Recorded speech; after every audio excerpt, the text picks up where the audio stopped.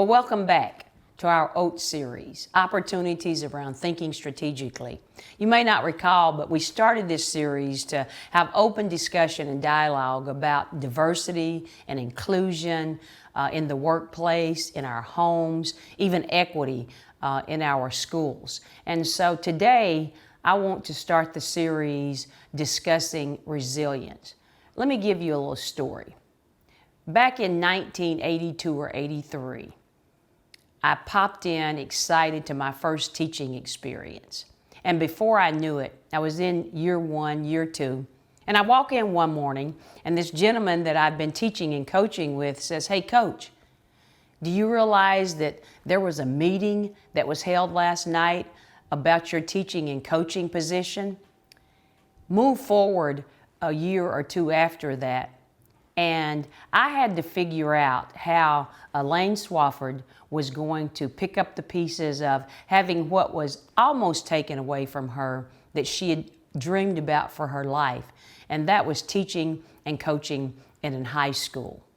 And so I'm where I am today because of that resilience factor that I believe has to do with you succeeding, not in leadership, but in life. So let me go back to the time when, again, as an adult, I was really experiencing some adversity again in my first teaching career.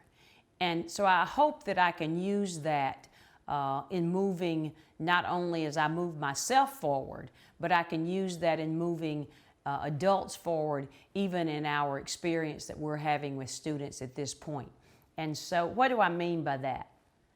We have to create a culture within our building that we really believe that we are providing experiences that give children that hope, but not only hope, we have to give them a rigorous curriculum, and we have to convince adults that all students can learn. And all students can not only learn, but as a highly effective teacher or a highly effective leader. And trust me, it takes those two things to move any school forward. You can talk about it, you can read about it, but unless you can hire in those two areas where you really have resilient adults leading and guiding children, then we're not going to see resilient children being produced and led into careers that otherwise they may not even realize that they're suited for. So sometimes we're asked the question, how do teachers model the behavior of having that resilience in their own lives, in their teaching lives, in their personal lives? And so a teacher comes into the building, and although, and we have to remember, particularly when we're dealing with students that come into us who are disadvantaged, who are behind 1 to 3 or 4 grade levels in reading and math. How do teachers come in and day out and believe that those students can and will learn? One of the ways is we ask teachers every day, do you know what your students know? Do you know your students' learning style? Do you know where you left off with that student right before the bell was ringing and you were trying to get that last point in, but you're not sure that every student in the class received the instruction that you were trying to deliver?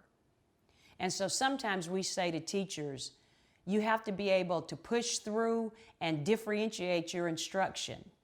And it takes a resiliency, and it takes a strong backbone, and it takes a strong mind of a teacher to say to themselves, tomorrow I'm going to come back, and yes, one student A, B, or C may not have gotten the instruction, but tomorrow I'm going to do and try my best to make sure that I have taught someone's kid that day to the best of my ability, knowing that as a teacher, we have pushed that student as far as we could with the time allotted to us, and making sure that academically we've given everything to that student that they deserved.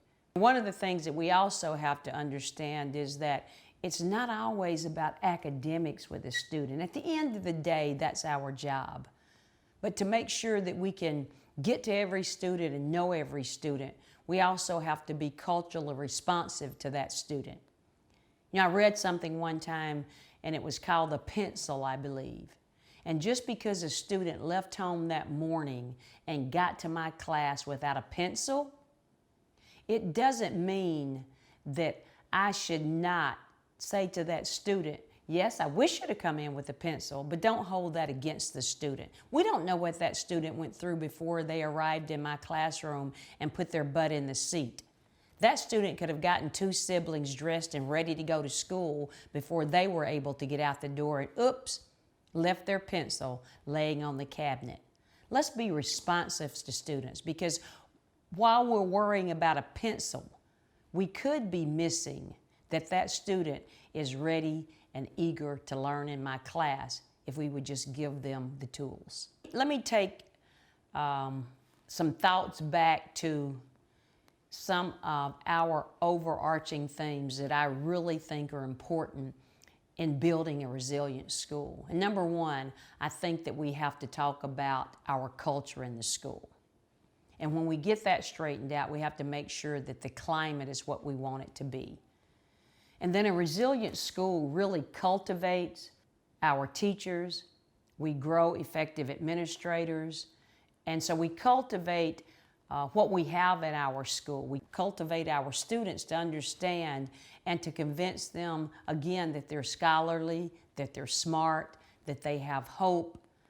So we use that cultivation piece. But the underpinning of all of that to make a resilient school is that everyone, from the top all the way across, I don't like to say all the way down, everyone in the building is clear about that direction.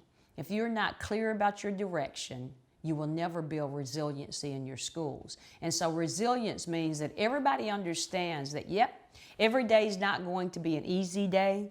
There are going to be some days when, again, we must push through a student not getting it the first time. We have to rebuild sometimes something that happens in our culture in our building. We have to make sure that when people walk into your building, I really believe that the first 30 seconds tells them what kind of school you have. And so you take students from the bottom 5% of the state and you push them to the top 5% of the state. You become a reward school. You become a STEM designated school. And at the end of the day, you always remember that it's not really about the adults in the building. It's really about building resilient children, because we hold their resiliency and their belief about their lives and where they're going in our hands. In 2002, there were a couple of authors, Bennis and Thomas, and they said that going through a transformational experience that strengthens you and sets you on a new path describes resilience.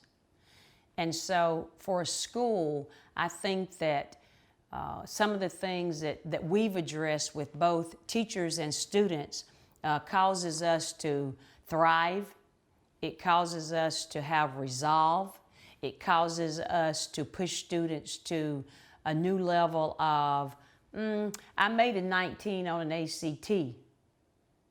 Well, resilience means that student takes that ACT 5 more times to get to that 24 or that 26 or that 29 or that 31 perfect ACT score in reading.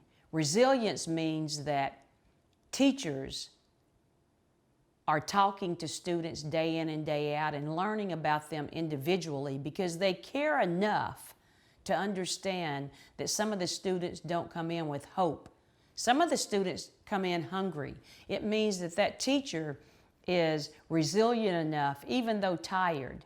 She goes and she takes that student food because she knows that student will not eat over a 2-week Christmas break. Resilience means that teacher is going to really differentiate and scaffold that instruction so that every student gets a piece of the learning, not just some students. Resilience means that whether it's faculty or staff, that someone is going to make sure that every child goes home on the weekend with a snack pack. Resilience means that the teachers are tired, but we've got a basketball game and somebody has to work the concession stand to make sure that everything goes off smoothly. It's after-school activities that teachers participate in. It's those students who come to tutoring. They don't really want to, but they figured out a way to understand that if I push through what I would like to call my head hurting during the day because I've studied so hard, but I need to come to after-school tutoring so that, yes, I can pass my test. I can increase my GPA. I can get that 29 on an ACT if I work hard enough. I can become a STEM girl.